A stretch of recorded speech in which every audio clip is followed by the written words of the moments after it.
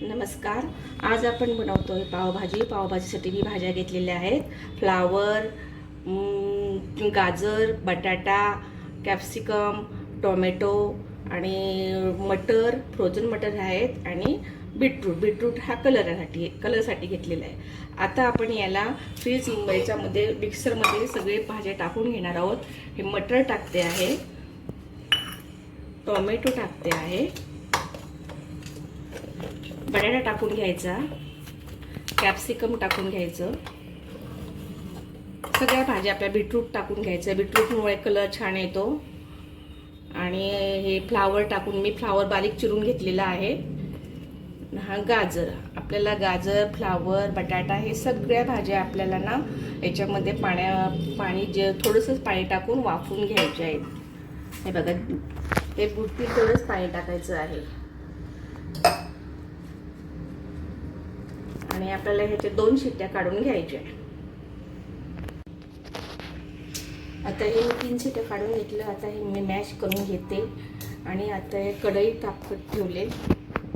कढईत तेल टाकले आणि त्याच्यामध्ये मी आता अद्रक लसूणची पेस्ट टाकते. हे बघा, अद्रक लसूणची पेस्ट.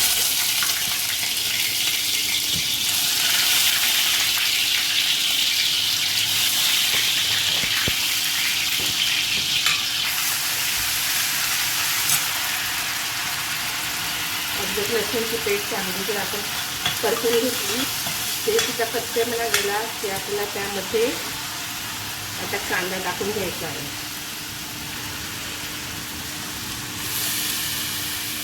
कांदा चांगला लाल होईपर्यंत आपल्याला तो परतून घ्यायचा आहे. आता याच्यात आपण बटर टाकून घेऊया. बटर टाकल्यानंतर आपल्याला त्याच्यामध्ये फ्रोझन मटर टाकायचे आहेत.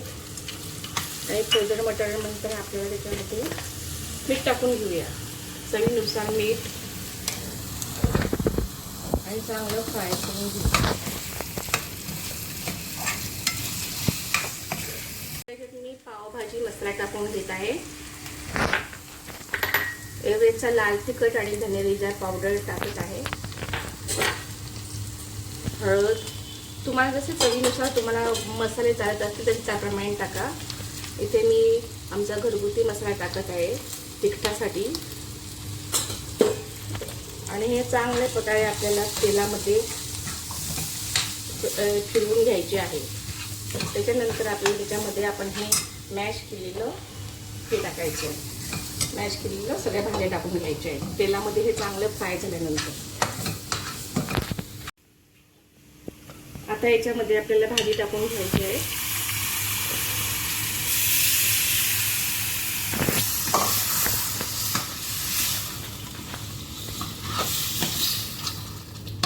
हे खूप घट्ट आहे, आपल्याला पातळ करायचं आहे. त्याच्यात पाणी टाकायचं आहे. आता आपण मसाला पाव बनवून घ्यायचा आहे आपल्याला. भाजी पण आपली तयार झालेली आहे. थोडीशी शिजायची बाकी. आता आपण मसाला पाव तयार करून घेऊ.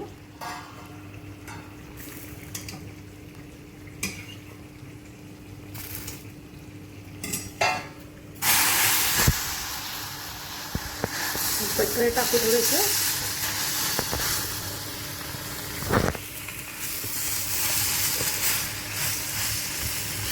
दोन्ही बाजून चांगलं शेकून घ्यायचं आहे.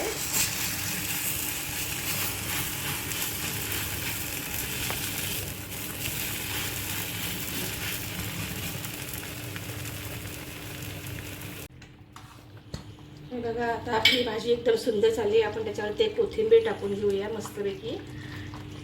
खूप छान झाली. लहान मुलांना ते इतके आवडते. लहानपासून मोठ्या मुलांना खूप आवडते.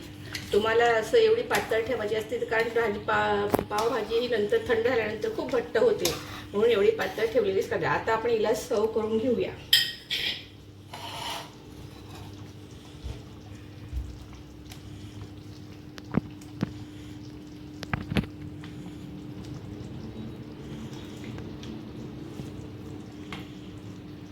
बघा किती सुंदर कलर आलेला आहे.